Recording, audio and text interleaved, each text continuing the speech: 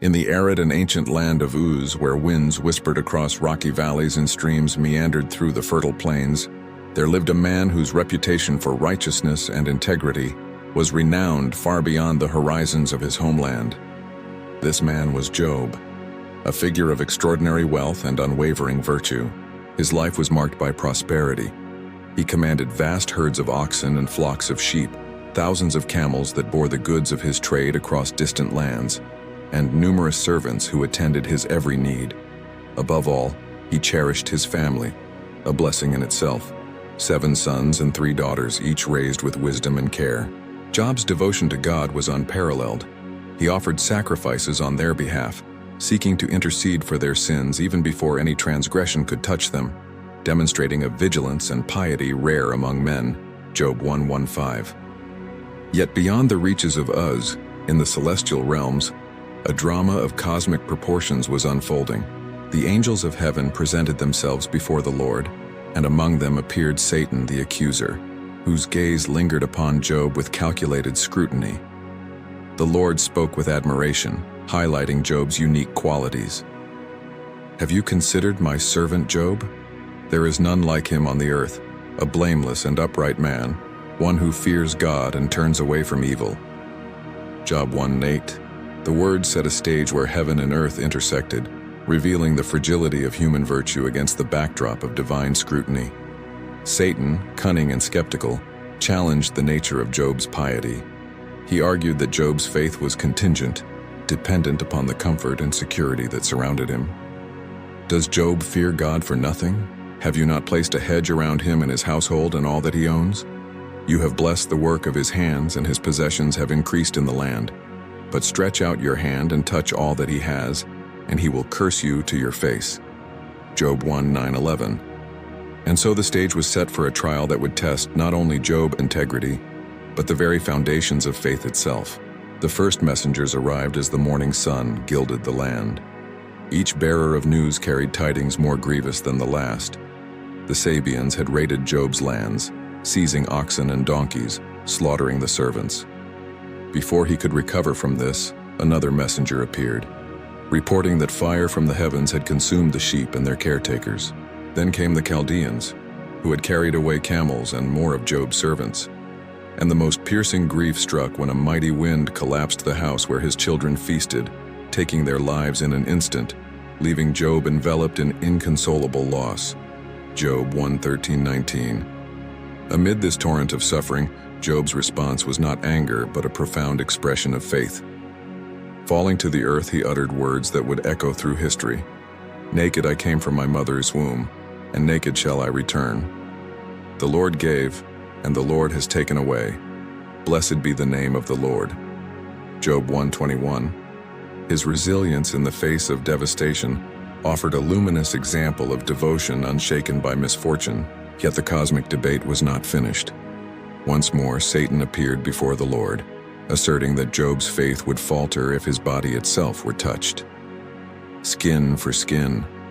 All that a man has he will give for his life. But stretch out your hand and strike his bone and his flesh, and he will curse you to your face." Job 2:4-5. The Lord permitted the trial, sparing Job's life but allowing him to be afflicted with painful sores from head to toe, a torment that tested the limits of his endurance. Job sat in ashes, scraping his sores with broken pottery, a solitary figure amid a landscape of despair. His lamentations were not mere cries of pain, but profound meditations on existence and suffering. "Why did I not perish at birth and die as I came from the womb? Why is life given to a man whose way is hidden, whom God has hedged in?" Job 3:11-12.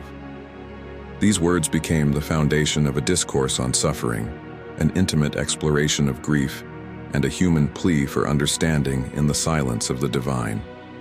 3 friends, Eliphaz, Bildad, and Zophar, arrived from the land of Uz, drawn by tales of Job's suffering.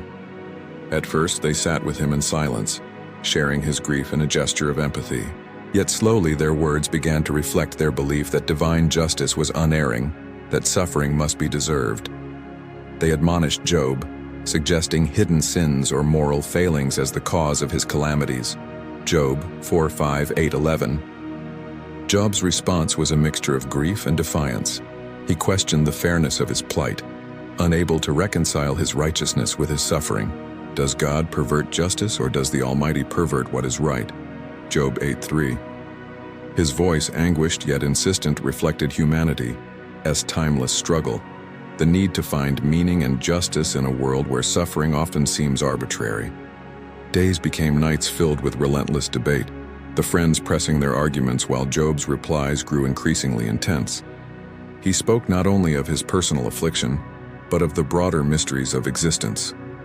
He reflected on the vastness of the natural world and the limits of human understanding, acknowledging that the order of creation often eludes human logic. Job 12:7-10.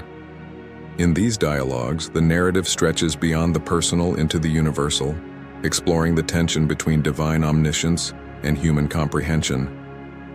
Job's insistence on understanding reflects the eternal human condition, the search for meaning in suffering, the questioning of divine justice, and the assertion that integrity should bear weight in the cosmic balance.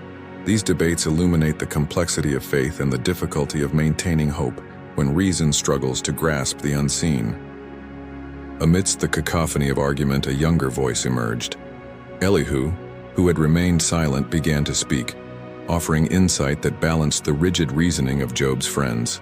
He argued that suffering could serve as instruction, a way to cultivate wisdom, humility, and understanding. For God speaks in one way and in two, though man does not perceive it. In a dream, in a vision of the night when deep sleep falls on men while they slumber on their beds, then he opens the ears of men and terrifies them with warnings. Job 33:14-16. Elihu's perspective expanded the conversation, suggesting that adversity is not always punitive, but can guide humanity toward enlightenment.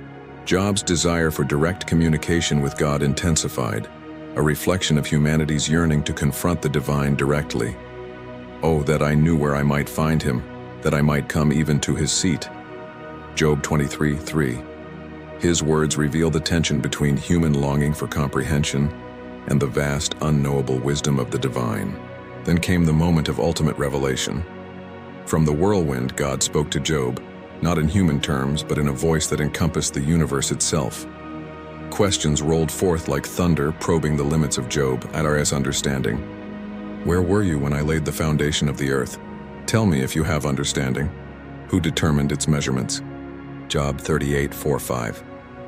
The divine speech revealed the intricacy of creation, the seas and their bounds, the cycles of day and night, the stars and constellations, and the laws governing the cosmos. Job, confronted with the majesty of divine creation, recognized the smallness of his understanding. Behold, I am of small account, what shall I answer you? I lay my hand on my mouth. Job 40:4. The encounter reshaped his perception, blending awe, humility, and reverence, marking a turning point where human questioning meets divine omnipotence. In the aftermath of the whirlwind, Job's fortunes were restored.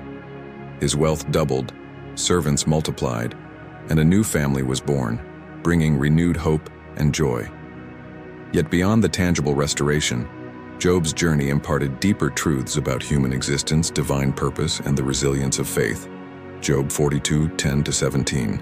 His trials, reflections, and ultimate encounter with God became a narrative that transcends time, illustrating the complexity of suffering, the endurance of integrity, and the pursuit of understanding against the vast backdrop of creation. The story of Job resonates through the ages, a meditation on the human condition, the nature of justice, and the mysteries of life under the gaze of the divine. In the quiet of Uz, where winds once carried whispers of sorrow, the echoes of Job's trials persist, inviting reflection, inspiring courage, and affirming that faith and integrity, even when tested by the deepest suffering, can remain unbroken. Hit that like button, subscribe, and turn on the bell. More Bible figures await.